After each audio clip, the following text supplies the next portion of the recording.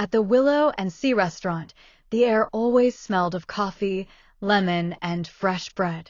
To the guests, it was just a cozy corner to hide from the noise of the city. But for Emma and Lauren, it was a small universe made of quiet mornings, clinking plates, and the gentle hum of life passing by. Neither of them knew that something extraordinary would start there, something that would change their lives forever. They worked together almost every day. Emma was calm and precise. She liked everything to be in its place. Lauren was full of energy, always smiling, always late, but with a charm that made people forgive her. They were different, yet something invisible connected them. At first, it was just friendship, the kind that grows slowly between shared jokes and tired evenings after long shifts. But soon, it became something else, something that neither of them dared to name.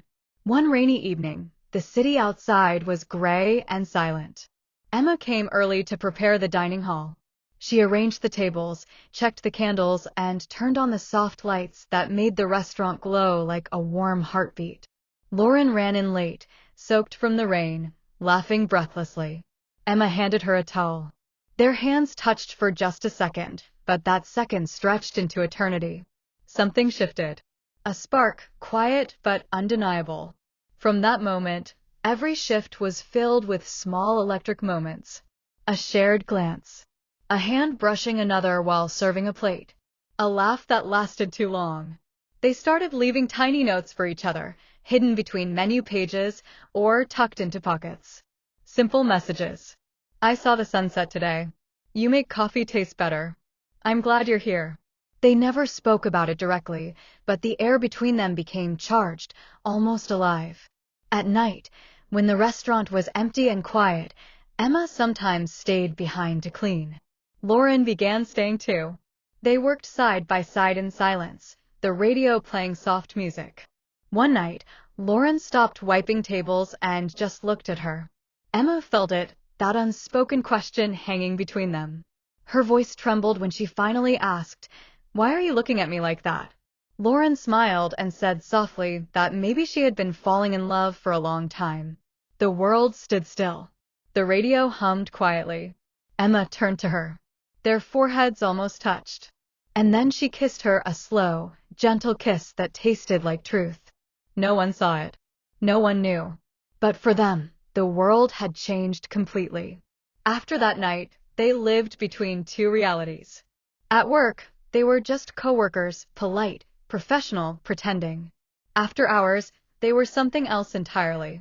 They met secretly in the park after closing. They walked under streetlights, holding hands only when no one was around. They laughed quietly, spoke about dreams, about the places they wanted to see: oceans, deserts, mountains, skies. They promised nothing, but their hearts promised everything. Days turned into weeks. The secret became heavy. Lauren wanted more, not just nights in the shadows, but mornings in the sunlight. One evening she said she couldn't live hidden anymore. Emma was silent for a long time. Then she whispered, "Then let's leave. Let's go anywhere." Lauren froze, but then she smiled through tears. That was all they needed. They packed what little they had: clothes, a camera, and a few crumpled bills from tips. They left without goodbye, driving until the city disappeared behind them. The road stretched endlessly ahead, wide and golden. For the first time, they were free. They worked in small seaside cafes. They watched strangers pass by, made coffee, washed dishes, laughed together. Sometimes they argued when things got hard, when money was short or nights were cold. But every morning, they woke up beside each other, and that was enough. There was a peace in their struggle, a quiet joy that grew from simply being together. They learned to live slowly. They watched the sunrise over the ocean. They danced barefoot in empty parking lots. They cooked pasta on a small stove and laughed when it burned.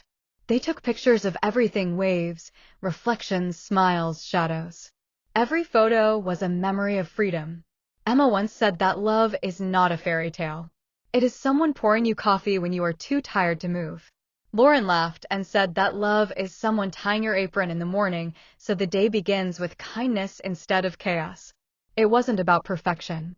It was about presence, the simple act of being there for each other. Months passed. They moved from town to town, chasing the sun. Eventually, they found a small cabin in the mountains. The air smelled of pine and bread. The mornings were cold and beautiful. They wrote stories about their journey, took photos of the stars, sent postcards to no one in particular. Their love grew quieter, deeper, stronger, like roots spreading beneath the earth. Sometimes they went back to their old restaurant. They sat at the same corner table where it all began. They smiled at the waitresses rushing by, recognizing a younger version of themselves in their tired eyes and nervous laughter. No one there knew who they were. But they knew. They had built a life from a single glance, from a single touch. Their story was not perfect. It had fear and pain and long nights of doubt. But it was real. And real love, the kind that survives everything, is rare. They learned that sometimes love doesn't come with noise or drama. Sometimes it just stands quietly beside you, wearing a brown apron, with tired eyes and a gentle smile. And if you have the courage to reach out, your life will never be the same again. They never went back to who they were before. They kept moving, kept loving, kept living. Every new place became a chapter in their shared story. Every sunrise reminded them that they had chosen right, chosen each other.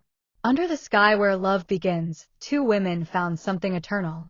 Not perfection, not an ending, but the simple, infinite truth that love, once found, can change everything.